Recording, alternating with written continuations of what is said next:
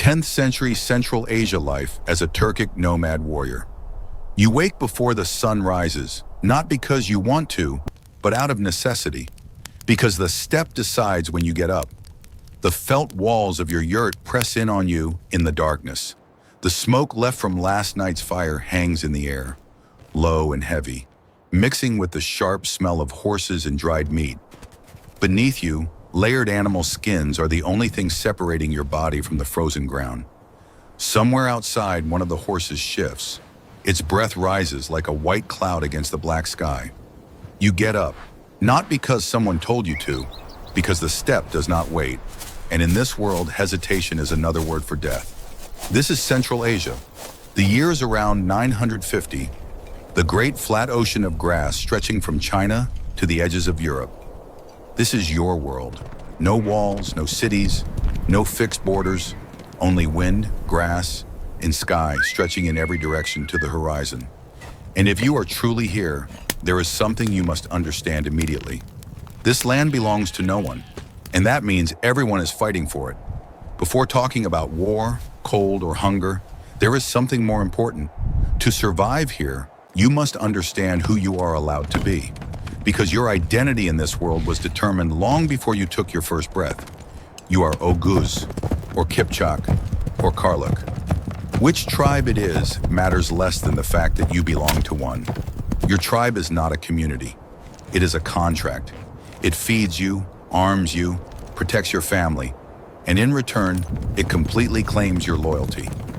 The Khan is not a king sitting in a distant castle. He is a man you can see, touch, argue with within limits. His authority does not come from inherited documents or a divine proclamation. It comes from his ability to win.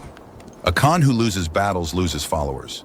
The followers who leave take their horses, their weapons, their labor with them. The entire structure depends on success. This makes your world brutally simple. A strong Khan means there is food. A weak Khan means scattering. You are not at the bottom of this system. You are somewhere in the middle, and that matters. As a warrior, and every man here is a warrior, you have a value that a medieval English serf never had. Your mastery on horseback, your accuracy in archery, your willingness to ride toward danger, these have a price. Because of men like you, empires tremble. But do not mistake value for freedom. Because when the Khan rides, you ride. Not tomorrow. Now. Your work begins before the sun clears the horizon. First, the horses are checked. Always the horses. Your life depends on them more than on any weapon, any wall, any prayer. You have learned to read a horse the way a farmer reads the weather. The angle of its ears, the tension in its back, the way it carries its weight. On the steppe, a lame horse is a death sentence. Not dramatic, just quiet and final. You eat while you work. Dried meat as hard as leather, which you slowly gnaw. Fermented mare's milk that burns slightly as it goes down your throat. It is sour. It is not pleasant. But it carries enough strength to keep you moving, and movement is survival. Your body is a tool completely shaped by this life. Archaeologists examining remains from this period find the same pattern again and again. Right arms stronger than left from years of drawing a heavy bow. Spines curved from years spent on horseback since childhood. Leg bones shaped differently because life is spent not walking, but in the saddle. Like rivers carving stone, the steppe has shaped you, slowly, completely, without asking permission. Your most important possession is the bow. Not your sword, not your spear. The bow, a composite recurved bow made by layering wood, bone, and animal sinew, glued and shaped over months. It can fire at full gallop. It can pierce armor at 200 meters. It is the reason armies larger than yours have learned to fear you. Losing it is not an inconvenience. Losing it is catastrophe. You maintain it every day. The cold wants to warp it. The humidity wants to rot it. You oil it, check it, store it carefully. Care for it with the same attention you give your horses. Because when the moment comes, and it always comes, you will not have time to wonder whether it works. But warfare here is not as you might imagine. There are no battlefield engagements where two sides line up politely facing each other. On the steppe, war is movement, harassment, a feigned retreat followed by a sudden reversal. You ride out, release arrows, and withdraw before the enemy can make contact. You encircle, probe, wait. The goal is not to stand and bleed. The goal is to make the other side bleed until it cannot continue. This requires something that takes years to learn. Not courage. Both sides have courage. It requires discipline, the ability to retreat when ordered and to ensure that it does not become a rout. The ability to maintain formation at full gallop.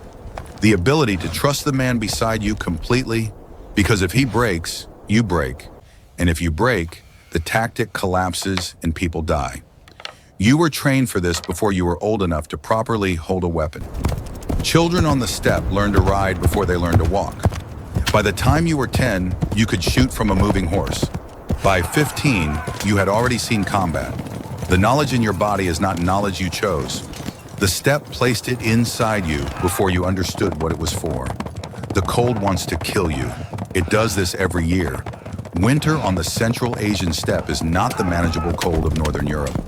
It is a force. The temperature drops so low that touching metal becomes dangerous. Animals freeze to death standing up. The ground hardens like iron. Finding grass for the horses becomes the central concern of every waking hour. You drive the herd south, following the routes your father followed, his father before him, stretching back through generations whose names have long been forgotten. The routes are known, the water sources are known, the sheltered valleys where the wind does not cut so sharply as these are known. This knowledge is not written anywhere. It lives within the people. If you lose the people, you lose the knowledge. If you lose the knowledge, you lose the herd. If you lose the herd, you lose everything. A bad winter kills not with violence, but with quiet subtraction. One animal disappears, then another. The grass runs out 2 weeks early. A child develops a fever. The cumulative weight of small losses becomes something that cannot be recovered from before spring. Some families do not recover. You know this. You have seen it. You do not speak of it. Life goes on. Disease moves through your world as indifferently as the cold. There are no doctors. There are shamans. Men and women who bargain with the spirit world, interpret signs, burn herbs, and perform rituals that have worked before and will work again, sometimes. When they do not work, it is not because the shaman has failed. It is because the spirits demand payment. Dysentery spreads quickly in a camp. Respiratory infections kill the young and the old first. A wound that would be manageable in a world with antiseptics becomes a slow death here. You do not know what bacteria is. You only know that some cuts heal and some do not, and the difference is invisible and therefore frightening. If you survive childhood, life expectancy perhaps reaches your early 40s. If you are lucky, if the winters are manageable, if the raids of neighboring nomads are not too frequent, if the Khan is strong enough to hold the alliance together, every if is a gamble, and yet this world does not collapse. By every measure, it should collapse. The cold alone should have been enough. Violence alone should have been enough. Disease and hunger and the relentless pressure of a life that offers no softness, no pause, no guarantee of tomorrow. But it does not collapse, because the people within it adapt in ways that outsiders consistently underestimate. The same culture that produces warriors who terrify settled civilizations also produces extraordinary horsemanship, complex oral poetry, advanced trade networks stretching thousands of miles, and a social flexibility that allows rapid reorganization when a Khan falls. The steppe is not chaos. It possesses its own deep order, invisible to those who see only the surface. Hope here is not about progress. No one believes that life will become easier. Hope is smaller and more honest than that. A winter survived, a healthy foal born, a raid repelled, a child growing strong enough to ride. These moments are enough. So when you imagine the Turkic nomads of Central Asia, do not see savages or simple raiders. See men and women who mastered one of the most hostile environments on earth, who built military systems that would one day give rise to the Seljuk Empire, the Ottoman Empire, and the Mongol conquests. See people who carried their entire civilization on horseback and refused, across centuries of cold, violence, and loss, to disappear. They did not survive because the world was kind. They survived because they were forged by a world that was not kind. If you want to keep walking through worlds like this, forgotten lives, erased civilizations, history as it was truly lived, subscribe to our channel and tell me in the comments, could you have survived the steppe? Because the next world we rebuild may be even colder.